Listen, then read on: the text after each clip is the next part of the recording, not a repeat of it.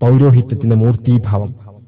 ഞങ്ങൾ പറയുന്നത് എന്താണെങ്കിലും അത് തെറ്റായാലും ശരിയായാലും നിങ്ങൾ അംഗീകരിക്കുക. നാളെ പരലോകത്ത് അള്ളാഹു വിചാരണ ചെയ്യുമ്പോൾ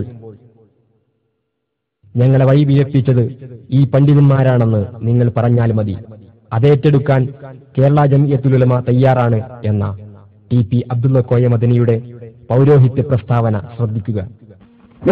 സംഘവും നേതൃത്വം പറയുന്നതിനെ ധിക്കരിച്ചവർ അത് പ്രവാചകന്റെ അനുയായികളുടെ മാർഗമല്ല.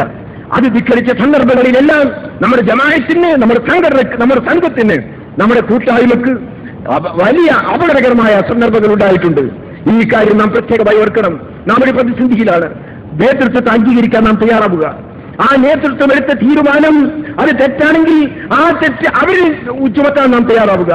പരലോകത്തെ അള്ളാഹുവിന്റെ മുന്നിൽ റബ്ബേ, ഇവർ പറഞ്ഞതിന്റെ അടിസ്ഥാനത്തിലാണ് ഞങ്ങൾ ഇതിനെ പിന്തുടർന്നത്, ഞങ്ങൾക്ക് അറിഞ്ഞുകൂടായിരുന്നു, ഈ പണ്ഡിതന്മാരാണ് ഞങ്ങളെ വഴികേൽപ്പിച്ചത് എന്ന് നിങ്ങൾ പറയുക. അത് ഏറ്റെടുക്കാൻ ജംഇയ്യത്തുൽ ഉലമ തയ്യാറാണ് എന്ന കാര്യം ഞാനിവിടെ പറയട്ടെ. കാരണം എന്താണെന്നറിയാമോ?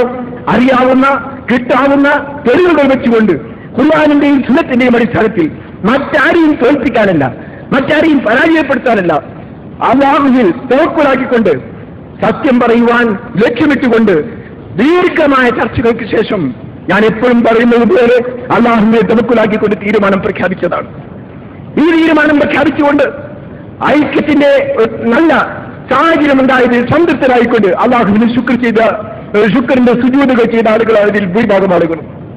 അന്ന് അല്ലാഹുവിന്റെ മുന്നിൽ ഈ സംഘടന യോജിപ്പിന് വേണ്ടി, ഈ ഐക്യത്തിന് വേണ്ടി തീരുമാനമെടുത്തതിന്റെ പേരിൽ അല്ലാഹുവിനെ ആത്മാർത്ഥമായി നേതൃത്വത്തിന് വേണ്ടി പ്രാർത്ഥിച്ചവരാണ് ഈ സമുദായത്തിലെ, ഈ പ്രസ്ഥാനത്തിലെ ഭൂരിഭാഗം ആളുകളും. അങ്ങനെയുള്ള ഒരു സാഹചര്യത്തിൽ ഈ തീരുമാനം എന്ത് ശരിയായിരുന്നാലും തെറ്റായിരുന്നാലും ശരി, നിങ്ങൾ ഈ ഉലമാ സംഘടനയിലേക്ക് അതിന്റെ കുറ്റം നിങ്ങൾ ഇടുക, അല്ലെങ്കിൽ അതിന് ഗുണമിടുക, നിങ്ങൾ അതിനെ പിന്തുടരുക, അനുസരിക്കുക. അതാണ് ഒരു സംഘടനയോട് ചെയ്യാൻ. നോക്കൂ,